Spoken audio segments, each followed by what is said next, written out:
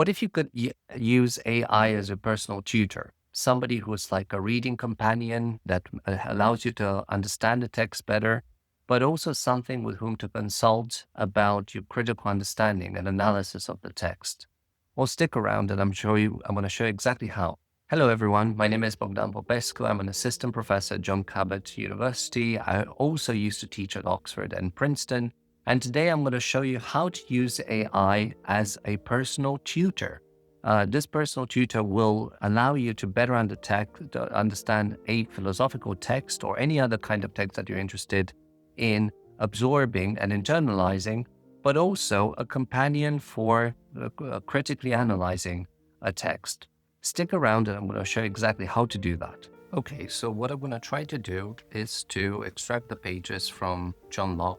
So this is the book that we're looking at. It's the same one that I had last time. So this is Essays on Human Understanding. It's the same book from the 19th century. So the pages that I'm interested in are 615 to 619. So this is the book.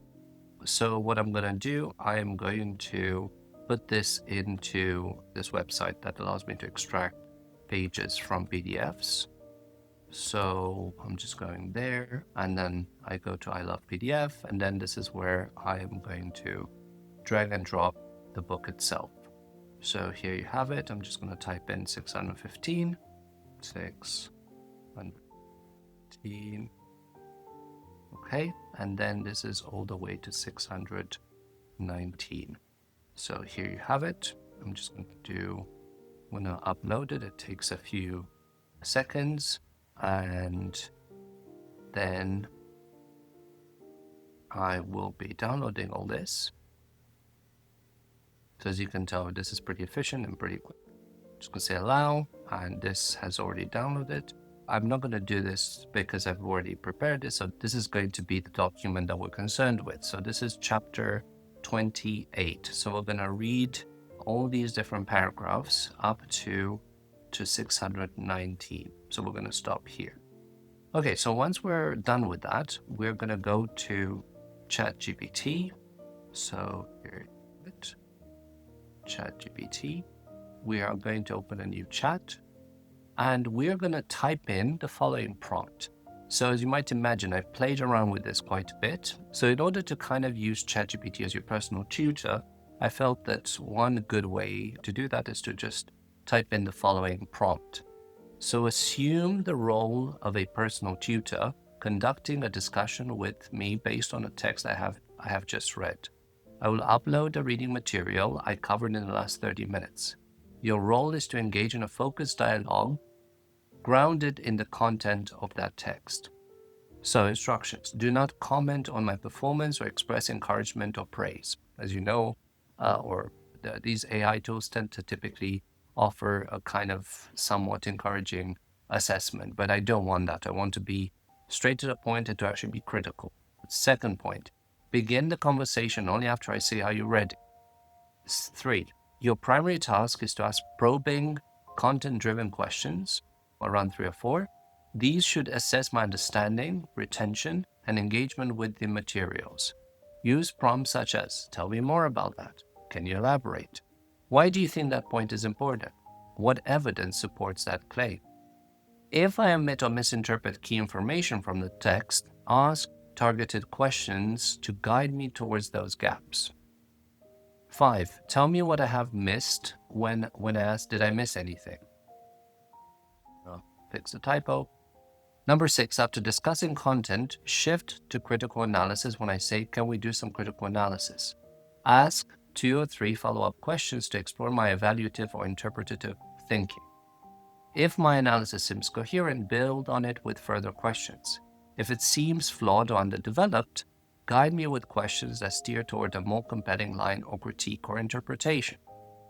When I say evaluate, assess my performance in the following 5 areas: ability to summarize information, depth and quality of critical analysis, argumentation style, lexical variety, like I think it's important to have a nuanced vocabulary, and then rhetorical presentation. For each one of the above, provide 1-2 specific questions or suggestions for improvement with examples if needed. Avoid flattery or generic positivity and encouragement. Be constructive, focused, and candid.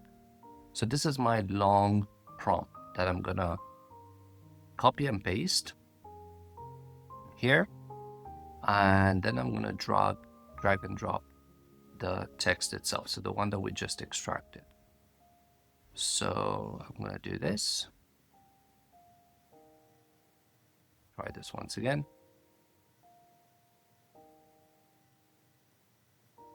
Okay, so this is now uploading, and press return. So in order to enable the voice mode, you simply click on this button and you are going to see the ChatGPT voice. Are you ready? All right, let's dive in. First, can you explain how Locke distinguishes between natural and voluntary relations? Tell me more about that distinction. Okay, so this is the starting. Okay, so this is the part in which we actually read the text and try to understand it. So remember, we're going to have to summarize the text. The AI is going to try to probe us and make sure that we fully understand the text. Then we're going to critically analyze this section. And then finally, the AI is going to evaluate our understanding. So let's dive right in.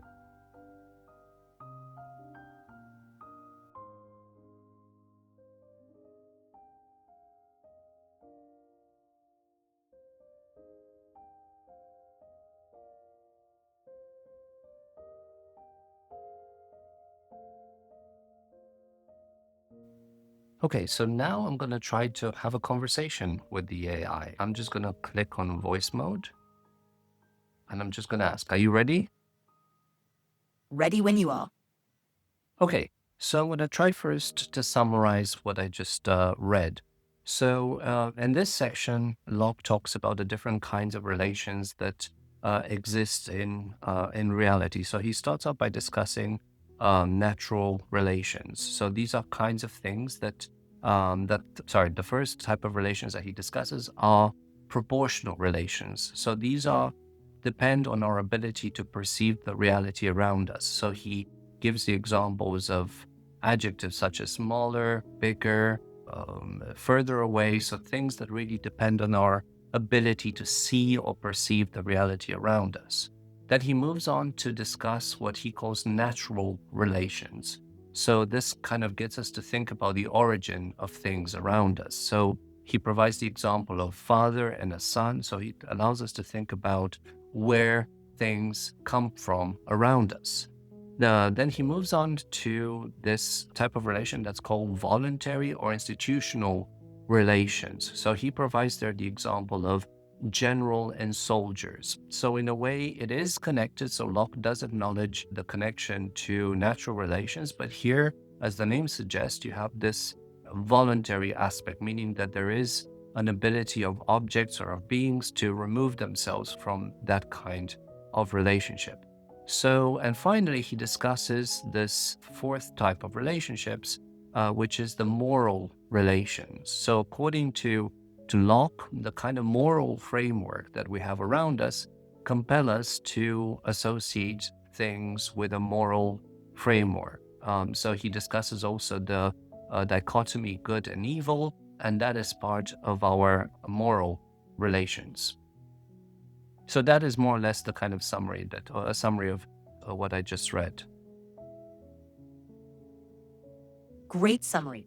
Now, let's dig a bit deeper into a few points. Why do you think Locke emphasizes the difference between natural and voluntary relations?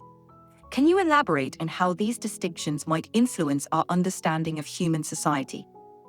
Also, what evidence does Locke provide to support the idea that moral relations are tied to laws and their enforcements? Okay, so let's start with the first question. So natural relations versus voluntary relations. So based on his explanation, natural relations are things that do not have an ability to remove themselves from those relationships. So as Locke himself explains, natural relations are the kinds of relationships that you see between a father or a parent and their offspring. So this means that there's no voluntary component. The other kinds of relations, or voluntary relations, as the name suggests, there is some agency with the individuals involved, meaning humans have some agency, meaning they can remove themselves from that relationship. So that is the distinction that I feel Locke is making there. The fact that there is some agency that humans have to remove themselves from this relationship. Could you remind me of your second question? Sure. The second question was about the evidence Locke provides to support the idea that moral relations are tied to laws and their enforcements. How does he argue that the concepts of moral good and evil rely on the existence of laws and corresponding rewards or punishments? So I don't think he does that very well, but he does. I guess there is an implication there that the legal frameworks that exist in his time are pretty much a derivation of morality or historical morality in his days. So the idea of moral relations is somewhat descriptive, meaning that we are compelled by our morality or by our legal framework to relate to them in certain regard. So this is kind of the kind of connection that he makes, I would say. Got it. Now, let's switch to critical analysis. How do you evaluate Locke's distinction between these types of relations? Do you think his framework adequately captures the complexity of human social and moral interactions? Or are there areas where it might fall short? So yeah, I believe first of all, I don't think there's enough justification for these kinds of relations that he enumerates. I imagine he regards them as important given the fact that he starts all these paragraphs with first, second, third, and so on and so forth. But at the same time, I feel there is need for more justification for why these relations are important. In addition to this, I also feel it's important to explain what is relations. If we look at all these definitions, it seems that just our very existence implies some relations to something. I mean, if we think about human beings, but also, I guess, objects in reality in general, like the very fact that they exist implies some relationship to something around them. So I feel the mix of why those relations are important together with what is not a relationship in our physical reality, the two explanations I think would have strengthened his argument or would have rendered his account more persuasive.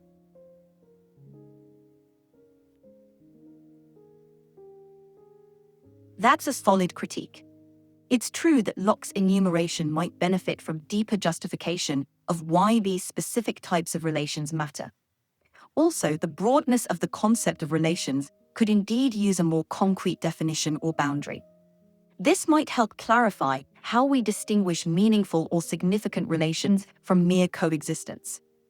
Now, thinking about the implications of his framework, how might these distinctions between types of relations influence our understanding of law, society, or ethics today? It's interesting to think about morality, to think about voluntary relations. So clearly, morality and the legal frameworks are structures that compel us in some sort of way or another. So, as far as I'm concerned, compulsion or the idea of being compelled by implies some sort of coercive relationship. So, I guess if we think about Durkheim, I mean, obviously that comes much later in the 20th century. I guess we could maybe read Durkheim or modern sociologists as obviously having read people like Locke. Maybe we can think of Locke as a kind of 17th or 18th, as a 17th century or 18th century sociologist trying to make sense of how people live together. So I would say that Locke is also an early sociologist, so to speak.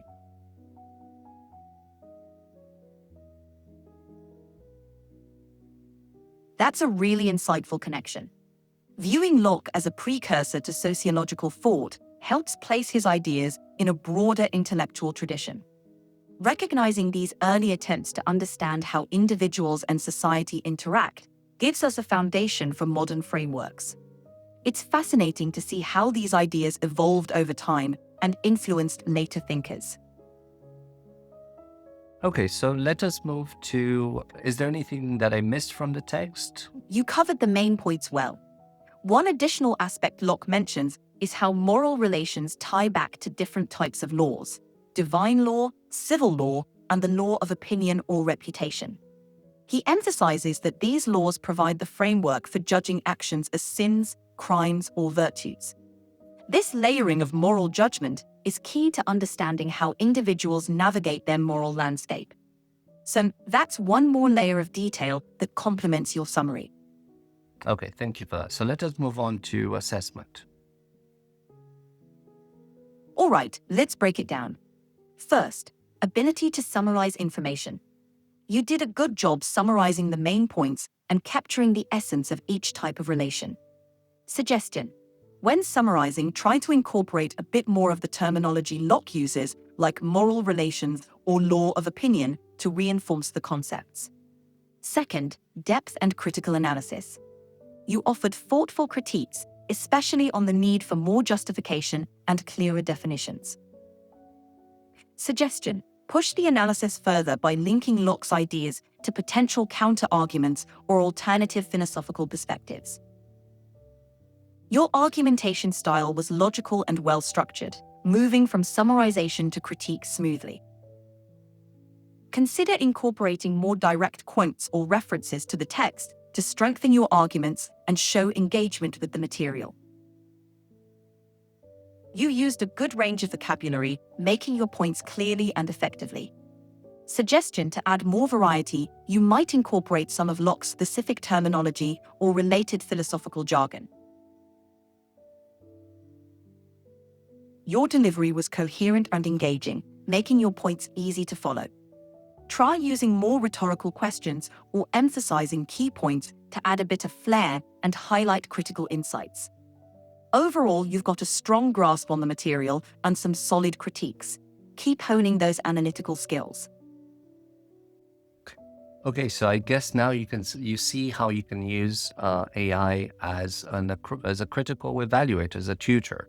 Previously, I showed you how to use it as a reading companion, but today I actually used it as a way to evaluate my own knowledge, my own understanding of John Locke. So you can definitely imagine how AI can be your personal tutor, your personal professor with whom you can have a conversation. So I started off by summarizing my understanding, sort of contributing to that active recall, like my ability to summarize something that I just read, and then some sort of critique, like what convinced me, what was not as compelling, what are the points in which somebody like Locke could elaborate, what are the points that Locke could elaborate on. So overall, I think this is a really helpful tool in order to enhance your understanding. If you enjoyed this video, please give it a thumbs up and subscribe and comment if you're interested in more similar videos. Thank you and see you very soon.